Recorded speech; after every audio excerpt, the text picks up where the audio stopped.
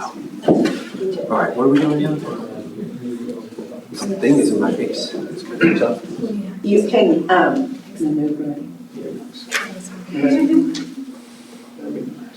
He said not to touch it there, she said to touch it here. You're gonna get in trouble. you have some explaining to do. so- Ladies and gentlemen, bear with us a little bit. We've got some new communication You got some equipment today, so a explaining. little bit of learning curve going, so there may be a little bit of override here and there, so just just bear with us, please. I try not to be a walking HR violation. Good afternoon, ladies and gentlemen. Welcome to Universal City Council, January 2026. Call to order and request a quorum check. Mayor Pro Tem Fitzpatrick, Aye. Councilmember Goolsby, Here. Councilmember Putt, Here. Councilmember Rubal, Aye. Councilmember Shelby, Present. Councilmember Vaughan. Here. We have a quorum. Thank you.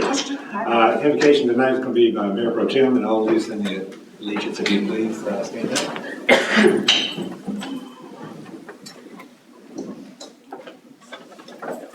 Heavenly Father, we are grateful that we are here today to serve you and our special community. We ask that you watch over us as we make decisions that will impact our city for years to come. Allow us each to consider what is right now and in the future. Please watch over the first responders and our military as they keep us all safe, especially in these times. In your name we pray, amen. Amen.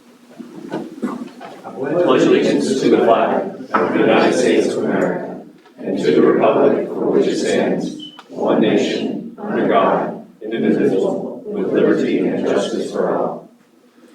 Honor the Texas flag. I pledge allegiance to thee, Texas, one state, under God, one and indivisible. Thank you very much. As I dress for you. It is a little bit on the cool side. I'm going to start out with citizens to be heard. We have one person that has signed up, and Miss Becky Babcock, our new director for the Tri-County Chamber of Commerce, I believe. Yes, and it is a mouthful. Good evening, Mayor, council members. I'm a little nervous, so I wrote it down so I don't mess it up. I am the new executive director. I've been here since April. And when I first started, we were looking for a headquarters that fit our values, fit our needs, just fit kind of what we were hoping for. And Universal City has done just that. It really felt like a God thing between the city, the volunteers, the business networking you all have, and the way the businesses treat each other. They work together whenever they're coming into Tri-County. And I say, you know, who sent you? It's Clean Eats down the street, or it's the UC Health Spot, and everyone just really works together. It gave us that positive atmosphere that confirmed that this is the right choice for us. With that being said, we'd like to invite everybody to come to our ribbon cutting on Thursday from 10 to 12. Sorry, a little nervous. From 10 to 12, it's going to be a great community event. One thing about our chamber that's different, it's not just going to be for businesses. This is for our community. We want residents to walk in and say, hey, I need a plumber. Who do we have in UC? Who do we have in Live Oak? And be able to provide that for them. So this is a community event. I hope you guys will invite your friends and family. And it's really going to showcase the businesses that make up our Tri-County area. Thank you. Thank you, Ms. Babcock. Thank you, Ms. Babcock. I'd like to add one thing, if I can, to that. Yes, sir. For everybody else, this is the Tri-County Chamber of Commerce, not just a city or Tri-City. I've met some of the businesses. They're outside of the Universal City area, but a lot of our businesses in the Universal City are coming to network here. And I think this is a big move for Universal City, especially with the comprehensive plan coming forward. I just throw that all together as we go forward. This is really kind of a big move. I appreciate you being here. Let's move forward now. We're going into City Manager report. Thank you, Mayor. I just have a couple of things I wanted to mention. And now that I'm thinking about the speaker system, I can't remember the second item. But again, obviously we have a speaker system. We'll be getting y'all some training on it. We're going to do a lot of the back end stuff for you, but you do have a part to play. So Maribel will get you through all that training. We just ask that you be patient. Also, for those in the audience, we hope that you can hear us much better now. I've got a thumbs up. Thank you. How about everybody in the back row? You can hear us just fine. Thank you very much. That was always a big issue. Just reminding you, if you are soft-spoken, that you still do need to lean in a little bit. And if you are a person who leans back into your chair, you will be picked up, but you won't be as loud as you would be if you were actually leaning toward the microphone. So just keep that in mind as we learn how to use the system. What was the other thing I was going to tell? Oh, yes, we do have a winter storm coming up.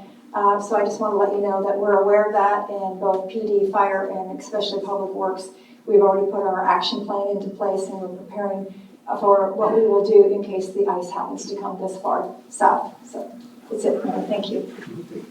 And then after that, I believe Michael's going to do his development services update for you.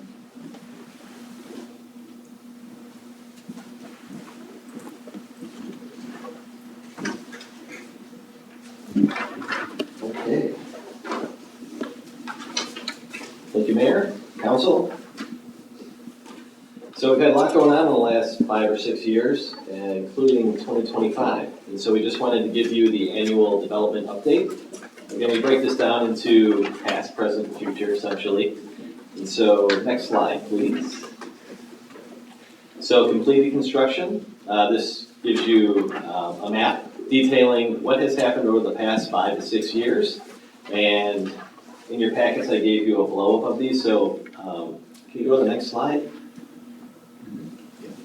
And I think we'll stay with this. So completed construction, wanted to point out some of the highlights. So as you know, by QT, Dutch Brothers has been open for a few years. The Screamin' Chameleon Food Truck Park, Chipotle, 7 Brew, HTO, and I think the biggest thing that folks are happy about is Chick-fil-A.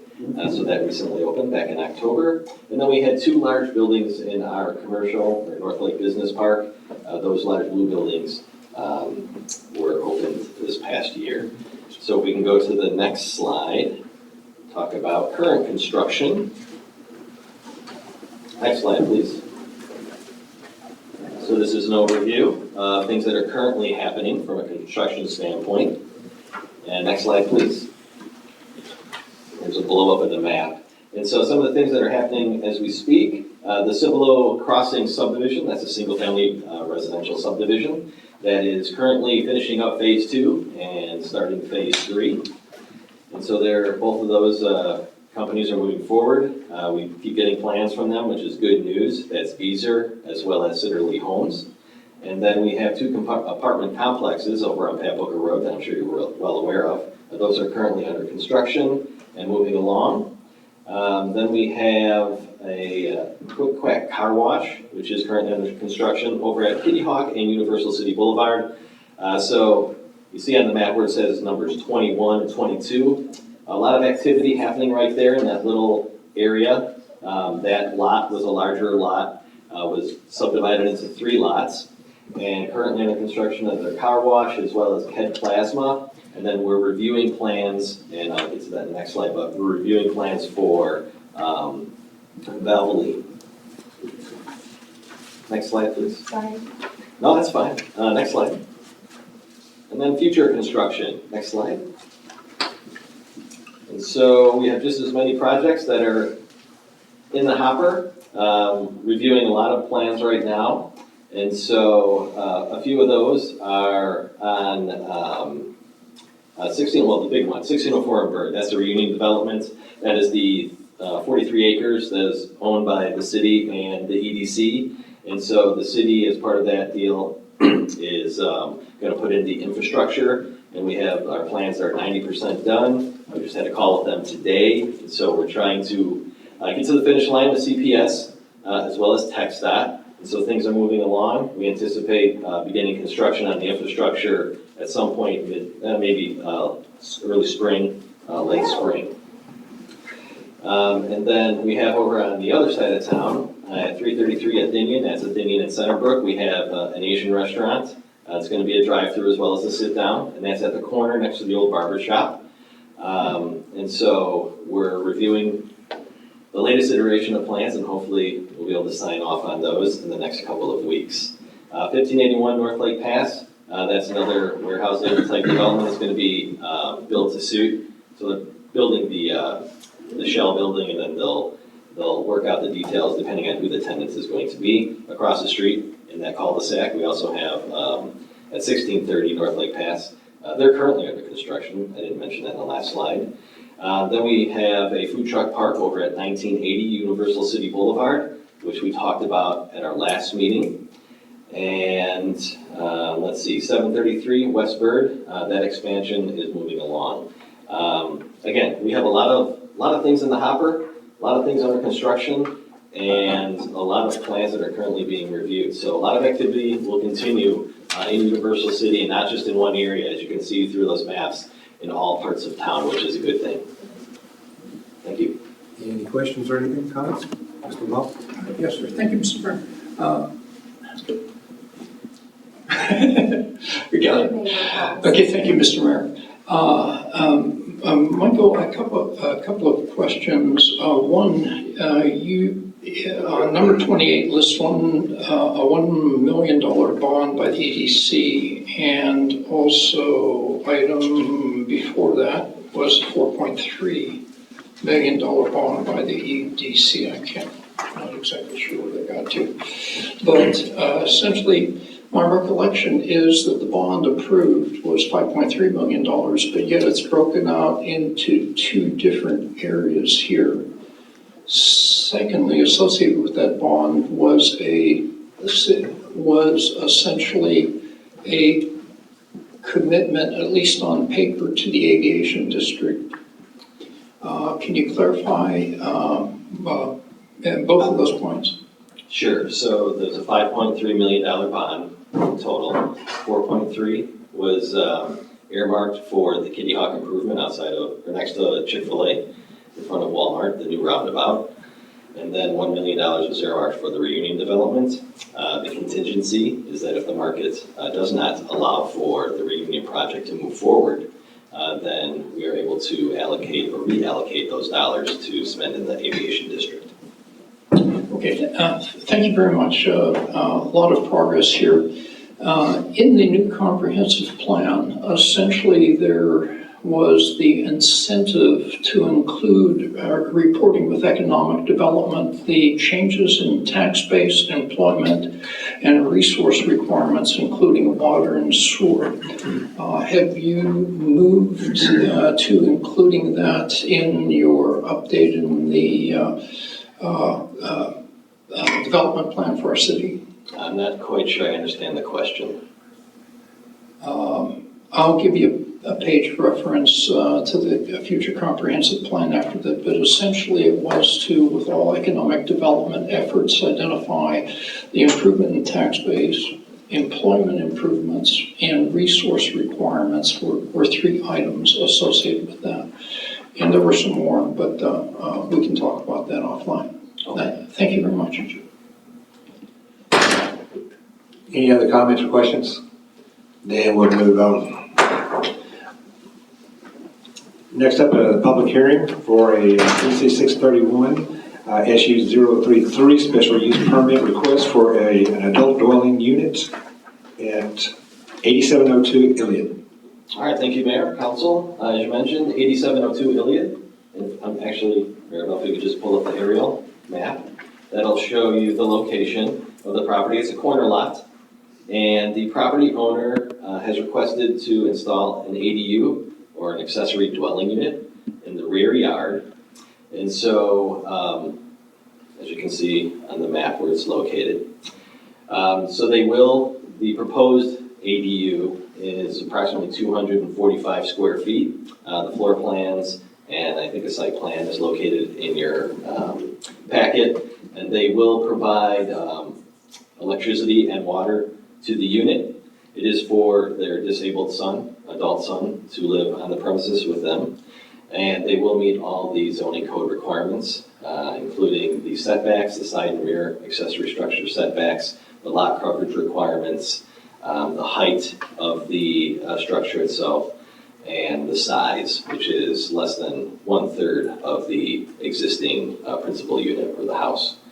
The zoning code requires that anyone who would like to install an ADU petition the city through a specific use permit application. So this did go before the Planning and Zoning Commission, and they did receive unanimous approval, a recommendation of approval from the P&Z.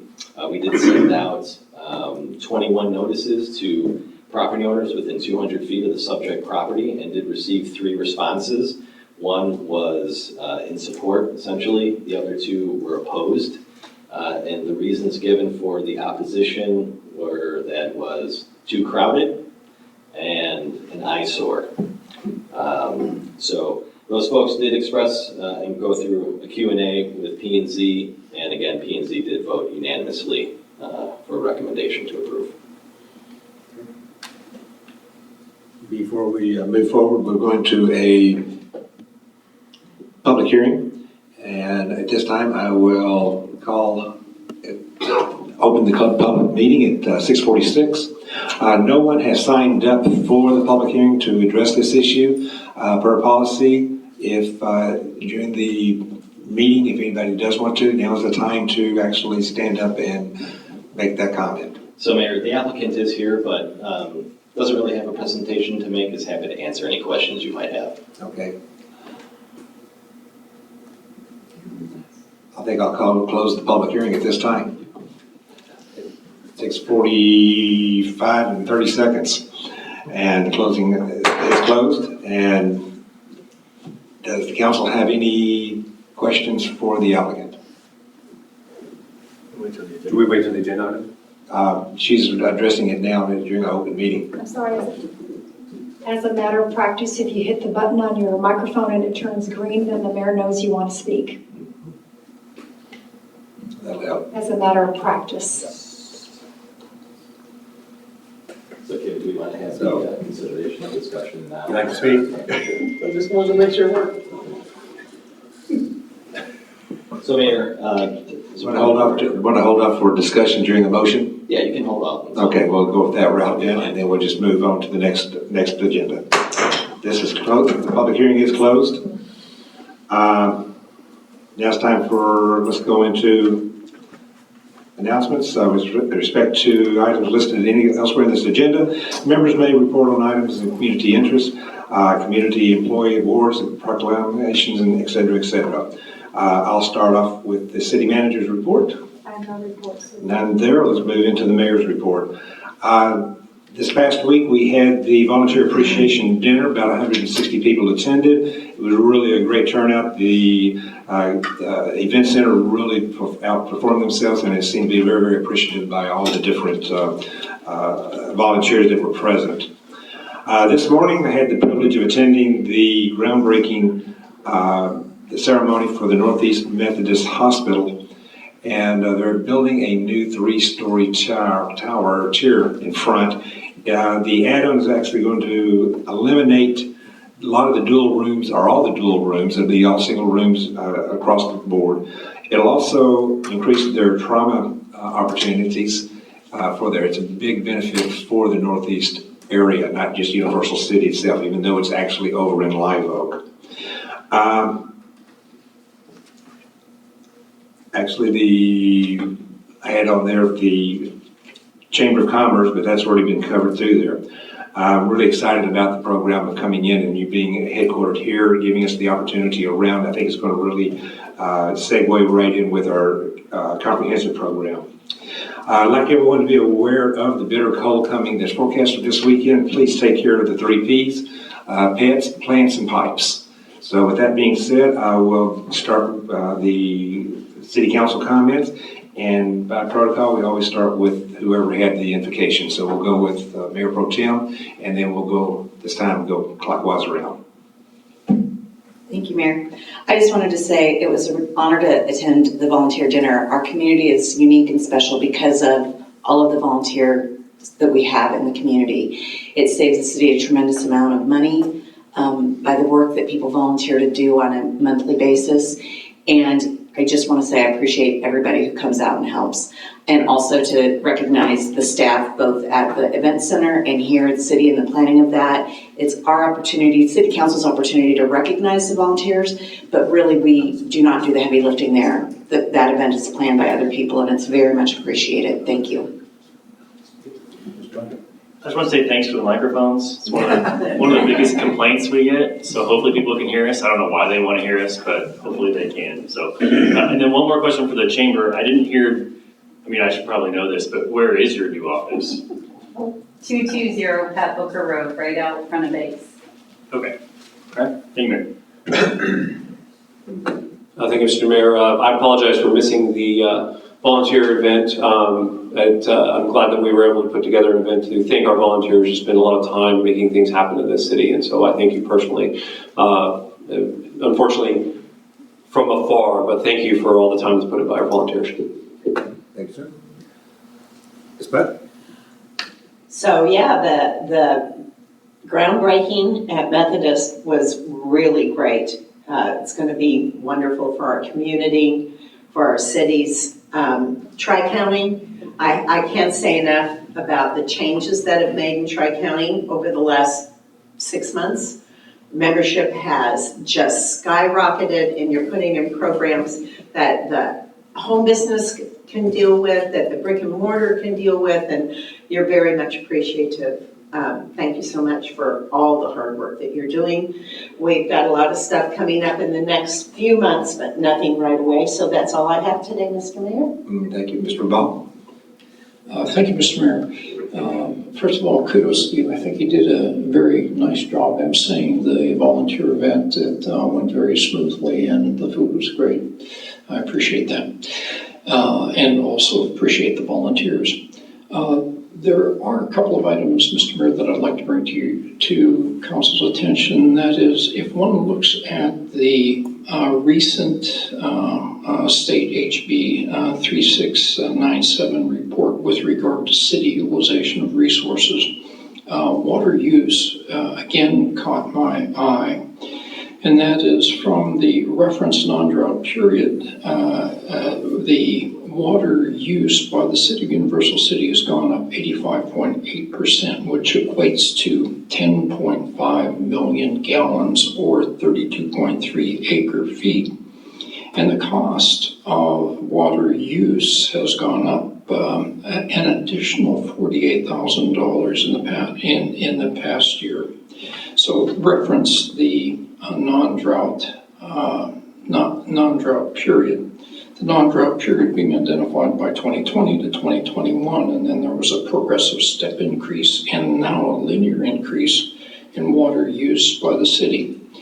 In a previous discussion with the city manager and Randy, essentially one of the reasons for the increase had to deal with essentially irrigating the parks with potable water.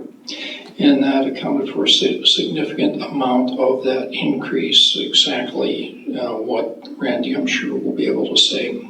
That being said, at that time, this is now 2 years ago, it was mentioned that there would be a project to irrigate the parkland with non-potable water. And I'm just wondering if there might be a staff report on the progress on that, particularly considering the amount of money that the parks get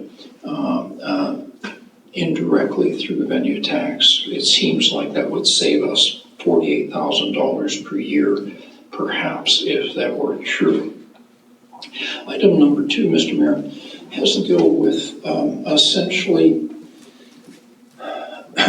council's consideration and presentation of the value, the financial value, the economic impact of our golf course operations. I draw council's attention to the 17 June 2025 meeting, where the basic question that was proposed to the person doing the economic development plan was, does the model that he was presenting for estimated values fit universal city. Particularly with regard to not being able to cite the accuracy, precision, or confidence intervals of that model. And then subsequently, the academic consultant was brought on at that meeting and basically identified the value of the model. Not known to council is that before that meeting, I had an intercourse with the consultant for the golf foundation type thing. And basically in his email documentation, he admitted that he had no experience with the model development for a municipal golf course. So basically he did author or co-author with NGF, I think that's the appropriate deal, an economic impact study for the Byron Nelson golf playoffs, which makes sense with regard to some of the numbers that they were citing for people that may be coming in with jets and staying at fancy hotels and whatever. But I just remind the council, if we are going to state that it has an economic impact of X values, please look at that reference document and be able to defend their estimates in some way. Even their reference to the sales tax value brought in by the golf course was twofold higher than it actually was, and that was verified at the subsequent meeting to their presentation. So basically, we have to be careful. It's a great facility, but it's continuing to absorb a significant amount of resources away from our critical infrastructure needs. Thank you, Mr. Mayor. Thank you very much. Mr. Goolsby? That's all, everything, Mr. Mayor, thank you.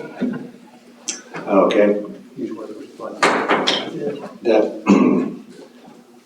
Move into item 8, consent agenda. All matters listed under this item are considered routine by City Council and will be enacted in one motion. Does anyone need to request to move anything off the agenda? If not, I'll take a motion. Move for approval. I got a tie. Second. Okay. Any discussion? Call for the vote. Councilmember Shelby, Aye. Councilmember Goolsby, Aye. Mayor Pro Tem Fitzpatrick, Aye. Councilmember Putt, Aye. Councilmember Rubal, Aye. Councilmember Vaughan. Aye. Motion carried. Approved. We'll move to 9A. Okay, this is ordinance number 655A 2026 PC 631 SU 035. It is 8702 Iliad, request for an adult dwelling unit. Before we go, we'll go for the motion and we'll have your briefing and then go for the discussion and then go for the vote. Move for approval. Second. Okay. Thank you, Mayor. So I don't have anything additional unless you have any questions for either me or the applicant. Okay. Any questions for the applicant? She's in the audience and willing, Mr. Vaughan? I'm just going to mention that, in case you didn't know, there's been a lot of discussion at the HOA. I'm looking at you because I'm assuming you're the applicant, about the deed restrictions for this particular area. And so you're in a little bit of an unusual situation because you're not required to get ACC approval, but you're still required to follow the deed restrictions. So I would highly recommend that you request ACC approval, because if you do and they kind of say, like, maybe change the brick color or whatever, then it would eliminate any potential challenges you might have in the future. Because if you build something and a neighbor doesn't like it, or the HOA decides they don't like it, it can get real messy and nobody really wants that. So I would highly recommend that you ask for the ACC approval. It sounds like you might meet all the requirements for the city, so you might get approval tonight, but just keep in mind that they're still hanging out there. But thank you, Mayor. Your comments? Anyone? Thank you, Mr. Chairman. For question for the city on the specific use permit, it sticks with the building, correct? So as long as the building stays there, is maintained, that will continue in perpetuity. Yes, that's correct. Thank you. Yeah, Mr.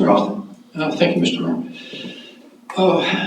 One of the questions that I have actually is directed toward Michael, and that is, we only had 3 out of 21 or so, about 10% respondents. There's some communities that require for an action, and I'm thinking about Lubbock. God bless the Raiders. Okay, but they require an 80% response by the community that's affected. Is there any consideration of trying to up the number of respondents in some way? We sort of ran into this problem on the back of the library for that one property also, where people didn't respond, but yet they showed up and had a petition that were in the areas that were queried. So I have never heard of such a high requirement from a zoning standpoint, such as 80%. The only thing I can think of that comes to close to that number is a petition to either annex or to protest against an annexation. So from a strict zoning standpoint, 80% seems very high to me. There's a balance of property rights, and then you have what we often find is when people do come out and protest a zoning request is that it's really not on target. It's about other things, and I think that's what we experienced last year with one of the other ADUs. It really wasn't about the ADU itself. It was about they never talked to us, we don't know them, things of that nature. So we really try to remind the P&Z that they have to focus on what they're, excuse me. So we advise the PNC that they need to really focus on whether or not they're meeting the criteria from the zoning ordinance itself. So I don't know what you read in Lubbock, and I do know that if a city council wants to override a decision by a planning and zoning commission, it does require 75% approval by the city council. That might be what you were reading. But in terms of the number of applicants, there's never been a number or percentage specified. I thank you. Any other comments? Any other comments? Call for the vote. Councilmember Shelby? Aye. Councilmember Goolsby? Aye. Mayor Pro Tem Fitzpatrick? Aye. Councilmember Putt? Aye. Councilmember Rubal? Aye. Councilmember Vaughan? Aye. Motion carries. Approved. Congratulations, thank you. Mayor, if I could just jump in. Yes. So this will go to a second reading on February 3rd. Correct. That'll be the final approval. Moving on to item B, resolution number 966-2026. 1, authorizing EDC for a storefront improvement project at 2405 Pat Booker Road, Suites 7 to 9. First reading. Excuse me. Okay, so this is for the property at 2405 Pat Booker Road. We have a potential tenant at the old Acme building. We'd like to occupy that suite and we'd like to install new signage, wall signage, as well as the monument sign, the shared monument sign. And so they came before the EDC requesting assistance on the signs as part of the storefront improvement program. And they provided 3 quotes, and they went with the lowest one, industry signs, that's indicated in your packet, at a cost of $38.06. The EDC considered that request and agreed to cover 100% of the cost. Before we go there, Move to approve. got a second. Any discussion? Mr. Goolsby. Mr. Casada, did that tenant come to the EDC for any other funds for interior work, anything like that? No, they have not. So the only thing they came to the EDC was for the signage? Just for the signage. Does the EDC typically do signs? They quite often do signs. This isn't a one-off then? No, in fact, I would say that at least half, since I've been here, of the EDC, the SIP requests have been for signage, And as you have a background in city planning, something like that, something like that. is it bad to have, if I have a restaurant right here, would it be bad to have another restaurant next to, in proximity? Is Not it stealing my necessarily. business? So we don't feel like they're stealing business from any other of these places? No, those, when you have complementary uses or similar uses, they complement each other generally because they create foot traffic. So they complement each other, That's correct. so they don't hurt each other? In general, no. Okay, general rule of thumb. Correct. Do we have data to back that up? Yes, we do. Thank you. Actually, if you went and looked up what's called a theory of agglomeration, it's a retail term, and it tells you when you have businesses of a certain type, how they feed off it. So I'll use the corner, I don't know how far everybody goes, but if you went to 1604 and I-10, actually you can see it in Live Oak where you have I can't think of the stores, IHOP, Olive Garden, 54th Street, all right together, and they were almost built at the same time. If you really look into those businesses, you'll see that they're owned by the same company. Because their idea is, in the theory of agglomeration, if the wait line is 45 minutes at 54th Street, and you go next door to Olive Garden, it's only 15-minute wait, they're gonna get your money either way. So that is why you see clusters of businesses. Obviously, the bigger businesses, the national trains have figured out the theory of agglomeration, but for smaller businesses, local businesses, mom and pop if you want, there's a benefit for them too, because if they show up and so-and-so is busy or they're closed, you just go right next door. It happens almost all the time. Beautiful, and then my last one, and I promise I'll turn it over. This is the first one in that spot, right? So this is kind of what we call the catalyst to get everything moving into that facility. Is that kind of a? I would agree with that, yes. Okay, that's it. It's kind of what the EDC likes to do, is do the catalyst. We're gonna do a big thing right here and then let a lot of other things come around it, right? Correct. Okay, I just want to thank you very much. Thank you. I reiterate on that one is that Walmart and Costco has the same concept because they have feeder stores that they bring in around their area whenever they buy a large property. We see part of it here. It's not always the same one, but there's they have about half a dozen they bring in. So those are some good comments. Thank you very much for bringing that up. Any other comments?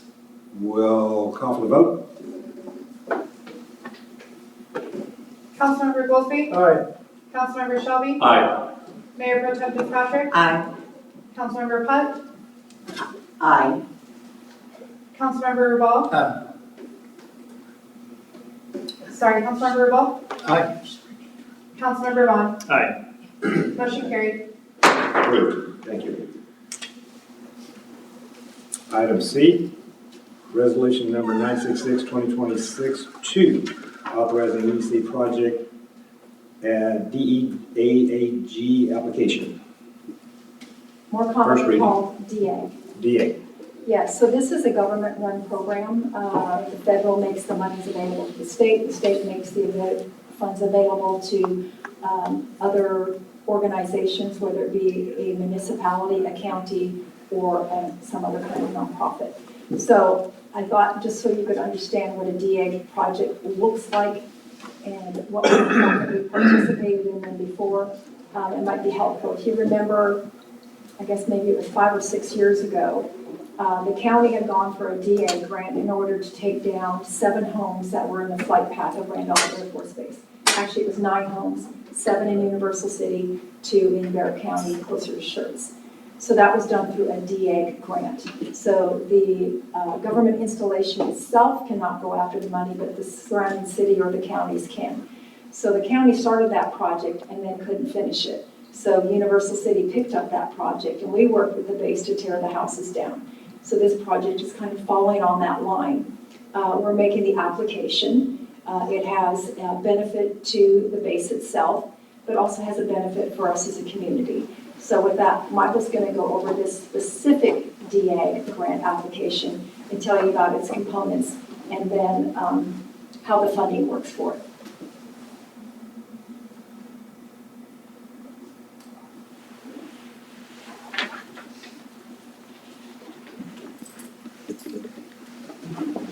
All right, well, thank you, Kim. And so this DEAAG application, obviously, and I'll probably repeat some of what Kim has just said, but we try to break this down in as few number of steps as possible because it's quite a large and lengthy process. And so really it's a three-step process. And step one is why we're here tonight. And step one is to approve the DEAAG application preparation and submittal by our consultant, JGS Construction. And that total cost is $20,000. And that will happen they're gonna submit, if approved tonight, by the end of this week. And we will have a decision as to whether or not we were awarded the grant in probably the March or April timeframe. If that does occur, well, if it doesn't occur, then we're done. We don't have to move forward with anything additional. But if we are selected, then we will be coming back to the EDC as well as City Council for approximate $400,000 reimbursable request. And that is to approve the feasibility study. And the feasibility study, if you read through the memo, that outlines basically the scope of work and putting forward, or at least doing an analysis on those 5 different items that were identified in the scope. And that cost is approximately $400,000. That would occur again, probably in early summer. Then, after that is completed, the feasibility study is completed, fiscal year 27 or 28 comes the construction part. So you've identified in the feasibility study, through your analysis, what are quality or qualified different projects that would benefit both the city, the EDC, as well as JDSA. And you're then going to consider whether or not to actually fund the construction of those projects. And that part of the project, the overall scope, is reimbursable to the city. We have to actually contribute 30% of the total construction cost. And so that amount comes to about $735,000 between that amount and $1.1 million approximately. If you look in the second page of the memo, we've identified the scope and the construction items. And so this is going to be flexible. Once we get to that point, we can do once we have the feasibility study completed, we can then make a better determination as to if we want to cover all of the construction projects or some of them. Some of them may be covered by other grants and other projects. So we'll have to adjust the total scope of work and the cost at that time. But tonight, we're just looking for approval for step one, and that's the $20,000 application fee. Move to approve. Second. You have a second? Second. You have a second, okay. Got it. Okay, discussion. Mr. Vaughan. So is step 3, if we approve tonight, is step 3 automatic, or can we do the feasibility, and if we're like, oh, this is a bad idea, we can abort? Yeah, every step, you do not have to move forward with the approval of each step. Is there a possibility, do you think we would get to step 3 and there would be construction projects that we could do, but that we're not really excited about, so we would, Yes. Or do you think that there's a pot of gold at the end of this rainbow if we get approved for it? Well, I don't know about a pot of gold, but I think that you will be able to choose and make that determination at that time whether the projects that are identified in the scope currently are still feasible. And it might be that we get to step 3, as you see, it's another federally funded program, DSIP. It might be that we go into the pot for all the projects that they have and that we don't get selected that first year. Doesn't mean we can't go back.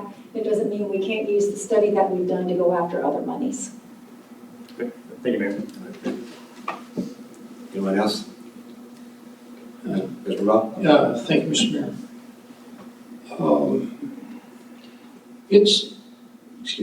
It's a little bit more complex than I initially was able to read in the packet that was provided. So obviously you've got ballpark post-feasibility numbers. And those numbers total up to about $5.75 million, more or less, 4 to 5. Okay, 4 to 5. And essentially, the upfront cost seem to be $420,000 if approved, plus then a third of the cost approximately of the project. So clarification, the upfront cost would be $20,000. You would have $400,000 for the feasibility study that is reimbursable.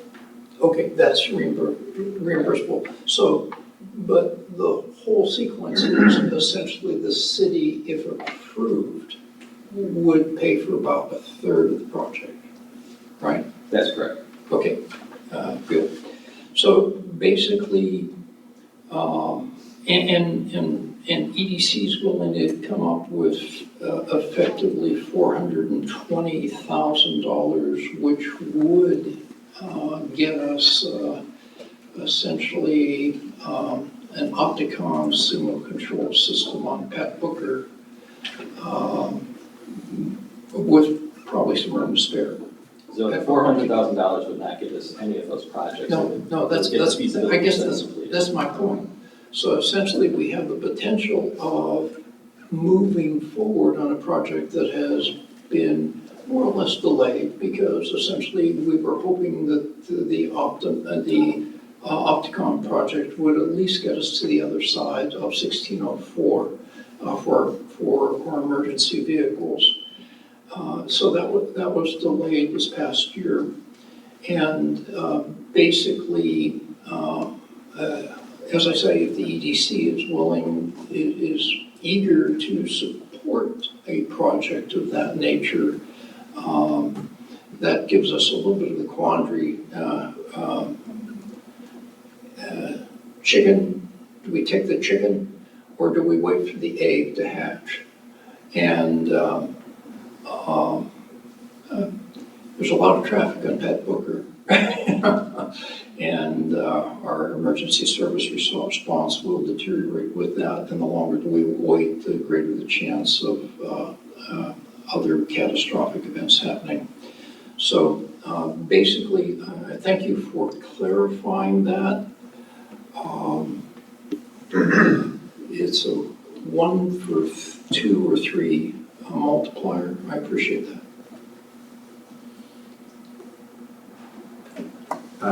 Thank you, Mr. Rubal. Any other comments? Call for the vote. Councilmember Vaughan, Aye. Councilmember Goolsby, Aye. Mayor Pro Tem Fitzpatrick, Aye. Councilmember Putt, Aye. Councilmember Rubal, Aye. Councilmember Shelby. Aye. Motion carried. Approved.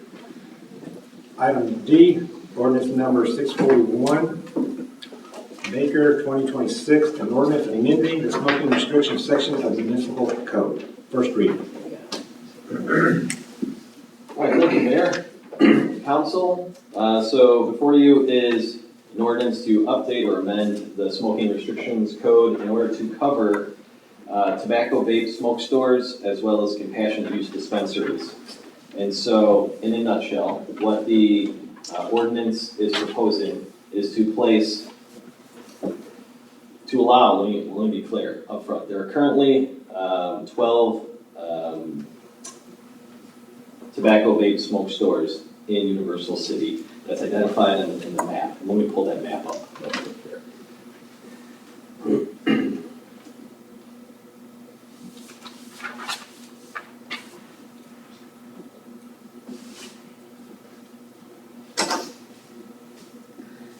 So I know it's very difficult for the folks in the audience to see this. I'll zoom in.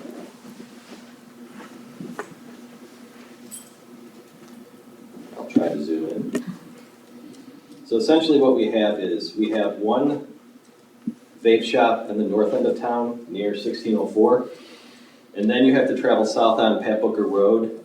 We have another one that is across the street by the Mod Wash. And then moving further south on Pat Booker Road at Kitty Hawk and Pat Booker Road, there's another store. And then as you move closer to the aviation district, that's where the majority of the vape stores are. I will say that we do not currently have any compassionate use dispensaries in town. We at one point did, but they are no longer in business. We believe that is because competition increased and put them out of business with the more recent state legislation or lack of enforcement mechanism provided by the state. And so this seems like it is not loading up. There we go. Okay, so this gives folks a better idea. You have one at the north end. This is the north end where number 1 is. That's 1604 up there. And I'm going to zoom in one more time. Okay. And then you have one at the west end on Kitty Hawk and 1604. And as I mentioned, the majority of these stores are located in the aviation district. And so what this ordinance does, it allows for those who are currently in business to stay in business. The grandfathering or the legal non-conforming section of our code would apply. If they were to go out of business, there's 180 days in which another store could take their place. After that 180 days expires, then they could not be replaced with a new vape store. But for new vape stores coming into town, this ordinance would apply.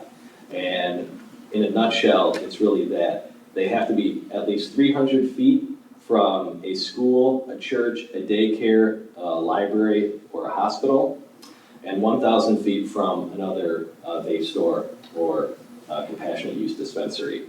And so those are measured, the distance is measured from lot line to lot line. So for example, and we'll try and zoom in a little more to explain how the distance requirement works. If you have this, where my cursor is, this property is proposing to have a vape store, and then you would measure from this lot line to number 5's closest lot line as the crow flies. So 1,000 feet, if they're 1,000 feet or closer, they cannot go in that location. Okay, the same thing applies for the 300-foot distance. That is essentially what this ordinance is proposing. I'd be happy to answer any questions you might have. Okay. Well, move for approval, and I got a question. Okay, I'll just start it off then. Let's get a second. Second. All right. The compassionate dispensary. Okay, thank you, Mr. Mayor. So my question leads into looking at the current map with the new ordinance that we're discussing, how many of these would no longer be viable if they were to go out of business and try to be replaced? Does that make sense? So we're going to go with? Yeah, I know where you're going with that. Okay. So if you look at I haven't done the exact measurements that you're asking. Sure, just rough numbers. But in rough numbers, you could see that any of these down here, 8, 9, 10, 11, 12, 7, 8, 9, 10, 11, 12, those would probably not be able to relocate there. Or in that vicinity. 1,000 feet is about, what, Yeah, a fifth of a mile? Let's look at the scale. We got a scale If down you here. take a residential lot, it's usually 55 feet wide. Yeah, so downtown in the aviation district, usually those lots are about 50 by 125. So deep, 125 deep, 50 foot wide. So 10 lots. Okay, so is it safe to say you'd see a 50% reduction if those businesses started dropping? Yeah, so again, we have 12. We have 11 that are currently operating. One is already applied. That's the purple building that you see that used to be the locksmith over on Rosewood. And so they're going to be allowed to move forward, obviously, even if this passes.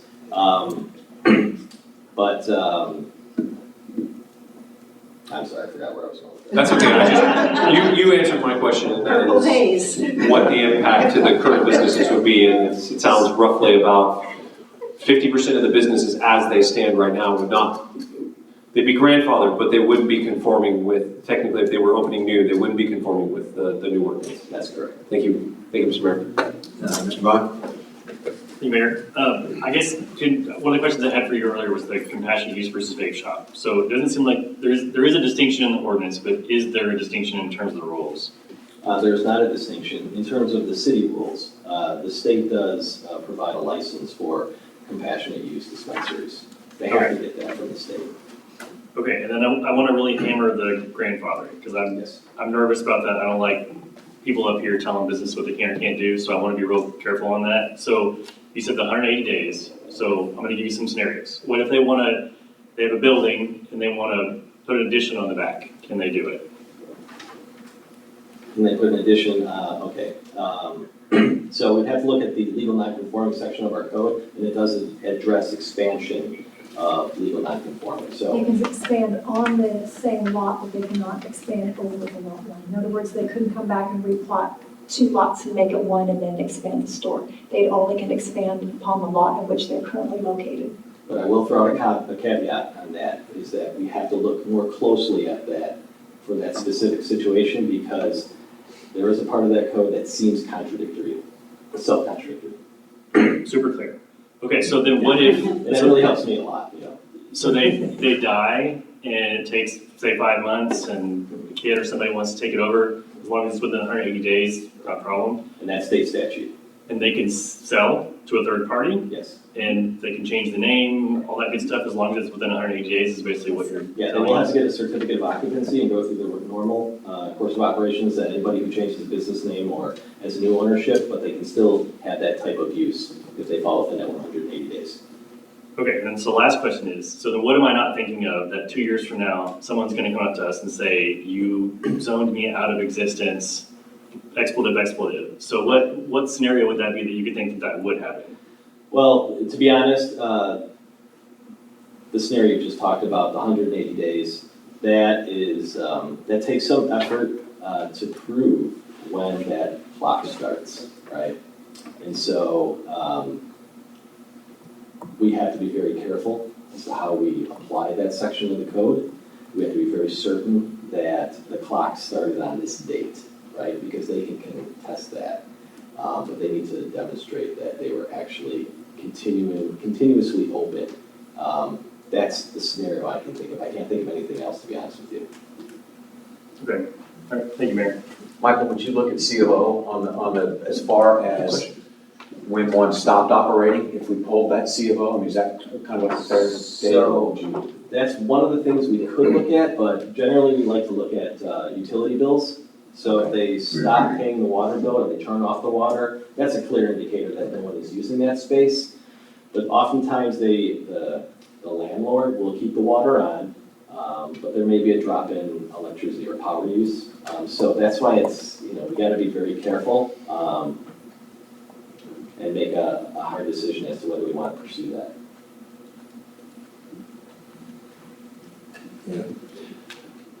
I have one question. This is, we have 12 vape smoke shop, independent. Does this include the retail stores that provide a variety of stuff and sell paraphernalia? No, it does not. So for example, a C-store or a Walgreens or a store that is co-located with a gas station, that may be an ancillary product or use that they sell that is not included in this map. Thank you. Call for the vote? Oh, I'm sorry. That's okay. I didn't see the lights. My apologies. The flashing green light? Yeah. 2 questions. Do any of them butt up against the other more restrictive rule, the 300 feet from a business? Do any of them currently? Yes, I know they'd be grandfathered in, but I just am trying to. Yeah, it looks like 8 and 9 possibly. Let me look. And I believe number 9 and 5 is next to the library. I think there's one that's across the street from the church, probably the same one that's going to the library is right across the street from Randolph Church of Christ, I think. It's at the intersection of Randolph Boulevard and So, Hooker Road. so a couple of them would be grandfathered in. All of them are all of them Yeah. No, I know that, but I just wanted to know if there's any that were. Okay. And the 180 days, is that a state rule? Is that our rule? Is that? That's a state statute. Okay, thank you. One more. Yeah, well, just one more question. So then how do they get notified? So if we approve this, because that's one of the things we heard in aviation was that nobody knew that they'd been rezoned. So is there a way that we can ensure that they all know this is happening? And there's gonna be second reading too, I'm assuming, right? Yeah, there's gonna be a second reading on this ordinance, but, I mean, we could send a letter to them. Again, they're grandfathered, so they're not impacted. Now, when new folks come in, they'll come into our office at Development Services, and we'll ask them what location they're looking at. We'll let them know what the rules are, and then we'll do a quick little Google Earth draw, measurement, 1,000 feet, and that gives them an idea of where they can and can't go.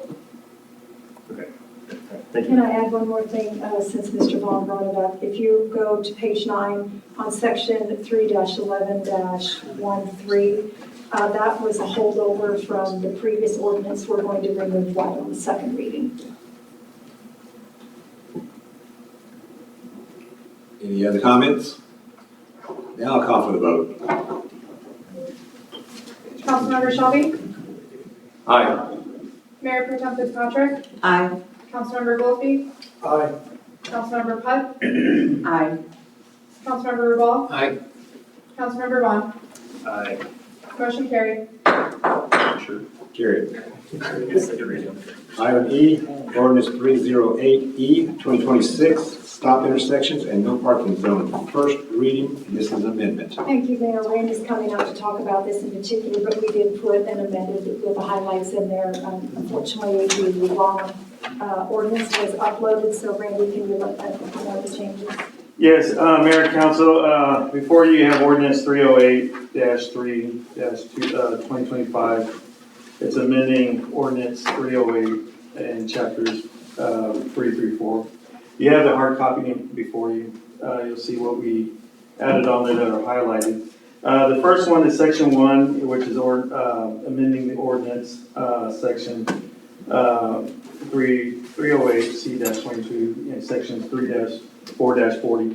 Adding stop signs. These are stop signs, the first 3 in Silo Crossing. And then we're going to add Treaty Lane, North Boulevard, adding 2 more stop signs there, making it a 4-way stop.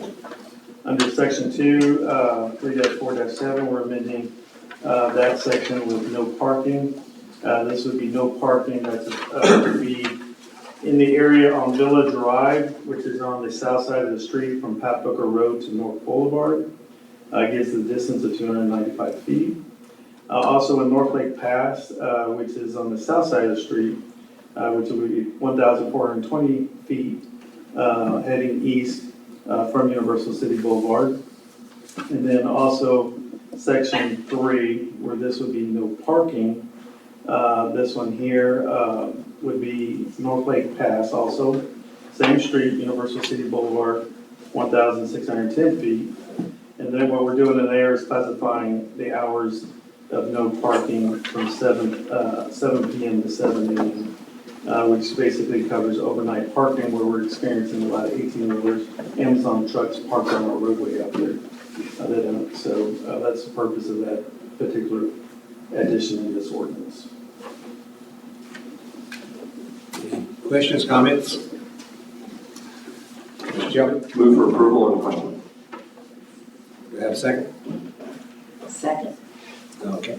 Question? Thank you, Mr. Mayor. Are the signs already up, or are we going to put them up after we pass them? Civil Crossing, the signs up at Trudy, they're not, and any of the other locations that we have not put them up. What's your time? So will there be a second reading? So after the second reading, they will go start. Okay, what's your time from the time we approve to the time you'll have the signs set?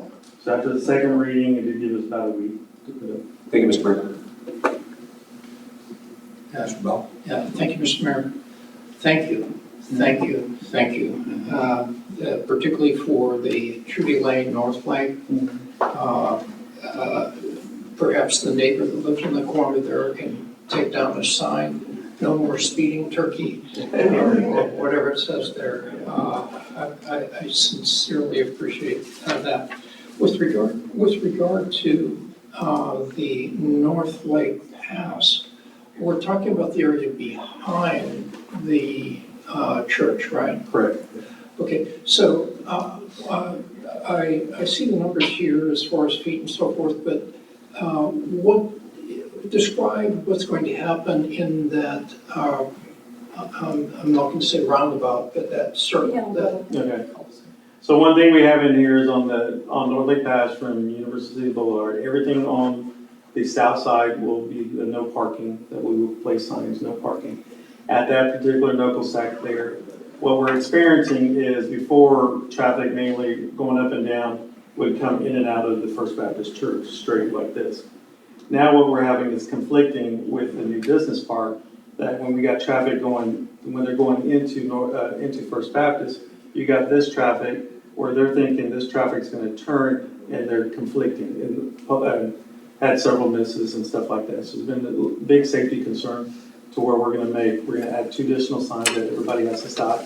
Stop sign coming out of the church, coming out of the business park, and if you're going straight, you're gonna have to stop before you go straight. Yeah, so it'd be a 3-way stop basically. Okay, thank you for clarifying that. I think that's very good. Thank you. Any other comments? Call for the vote. Councilmember Shelby, Aye. Councilmember Putt, Aye. Mayor Pro Tem Fitzpatrick, Aye. Councilmember Goolsby, Aye. Councilmember Rubal, Aye. Councilmember Vaughan. Aye. Motion carried. Approved. And with that, it is 7:35. Meeting is adjourned. Yeah, I know.